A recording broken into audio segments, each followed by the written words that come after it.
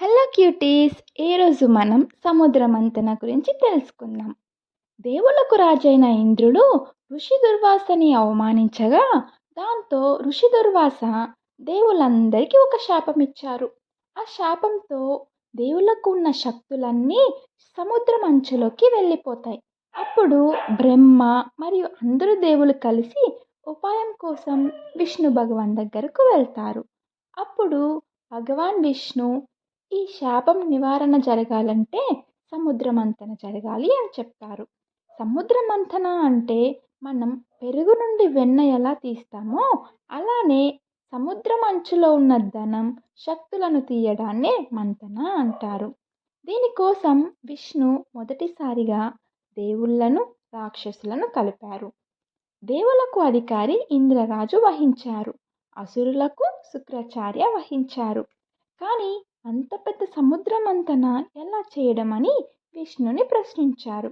అప్పుడు భగవాన్ విష్ణు ఈ కార్యం కోసం మందార్ అనే పర్వతం దీనికి ఉపయోగపడుతుందని చెప్తారు. అప్పుడు అక్కడ ఉన్న అసురుల గురువైన శుక్రాచార్య విష్ణుని ఇలా ప్రశ్నించారు. మనమంతా కలిసి ప్రయత్నించిన ఆ పర్వతం ఒక్క ఇంచు కూడా కదిలించలేం. మరి దాన్ని సముద్రంలోకి ఎలా తీసుకొని వస్తాం అని అడిగారు. అప్పుడు భగవాన్ విష్ణు వేల కదలికతో అంత పెద్ద పర్వతాన్ని తీసుకొచ్చి సముద్రంలో పెడతారు. మళ్ళీ అక్కడున్న వాళ్లకు వేరే డౌట్ రైజ్ అయింది. ఆ పర్వతాన్ని ఏ దారం యూస్ చేసి సముద్ర మంతన చేయడం అని. అప్పుడు విష్ణు శివుని మెల్లో ఉన్న పాము వాసుకి ఈ సముద్ర మంతన చేయడానికి ఉపయోగపడుతుందని చెప్తారు.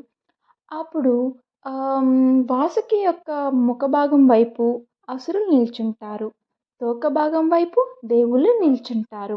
అందరూ కలిసి మంతన చేయడం మొదలు పెడతారు. ఇంత బరువైన పర్వతం సముద్రం లోపలికి వెళ్ళిపోతుంది. అప్పుడు విష్ణు కూర్మ అవతారం ఎత్తి ఆ పర్వతంకి అడుగున సపోర్ట్గా ఉంటారు. దాంతో పర్వతం స్థిరంగా నిలుస్తుంది. ఇలా చాలా ఇయర్స్ వరకు చిలుకుతూనే ఉండగా సముద్రం నుండి భయంకరమైన విషం బయటకు వచ్చింది. అప్పుడు మహాదేవుడు విష్ణుతో ఇలా అంటున్నాడు. ఓ విష్ణు భగవాన్, ఈ ప్రపంచ మంచి కోసం ఈ విషయాన్ని నేను తాగుతాను అని.